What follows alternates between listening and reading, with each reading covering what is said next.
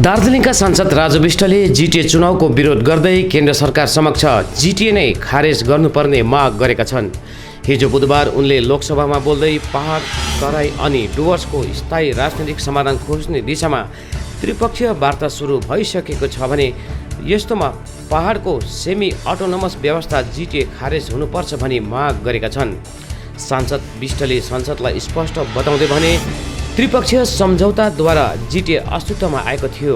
जसको एउटा सिग्नेटरी दार्जिलिङको राजनैतिक दलले 2017मा नै जिटिए खारिज गरिसकेको छ भने अर्को महत्त्वपूर्ण सिग्नेटरी केन्द्र सरकारले पनि अब जिटिए खारिज गर्नुपर्छ।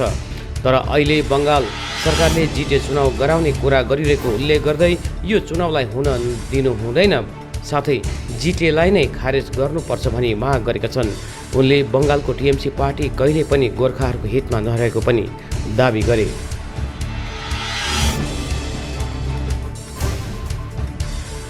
सर, दार्जिलिंग में जीटीए नाम से एक ऑटोनोमस बॉडी चलती है, उसके विषय में कुछ महत्वपूर्ण बिंदु आपके सामने रखना चाहूंगा। सर, दार्जिलिंग में हम सब जानते हैं अलग राज्य की मांग बहुत पुरानी है और इसके साथ ही 2 बार जो है सेमी ऑटोनोमस बॉडी को लेकर के प्रयोग हुए। 88 के अंदर में एक बार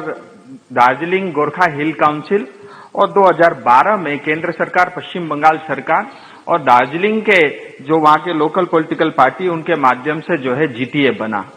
और 2017 में जीटीए का अस्तित्व खत्म हो चुका है और जो उसके मेन सिग्नेटरी थे उन्होंने भी जीटीए से पूरी तरह त्यागपत्र दे दिया और जीटीए को डिसॉल्व कर दिया। लेकिन हुआ यूं कि 2017 के बाद दार्जिलिंग के ऊपर में एक ग्रहण सा लग गया और पश्चिम बंगाल की टीएमसी सरकार उसको लेकर के राजनीति कर रही। वैसे भी टीएमसी का कभी भी गोरखा के प्रति जो है अच्छा व्यवहार नहीं रहा और 2017 के बाद बगैर चुनाव के अभी तक जो है जीटीए नॉन इलेक्टेड व्यक्ति, कभी ब्यूरोक्रेट को या अपने पॉलिटिकल जो उनके मित्र हैं उनको बिठा करके चलाया जा रहा है और इसकी वजह से क्षेत्र की जनता का बहुत नुकसान हुआ है। और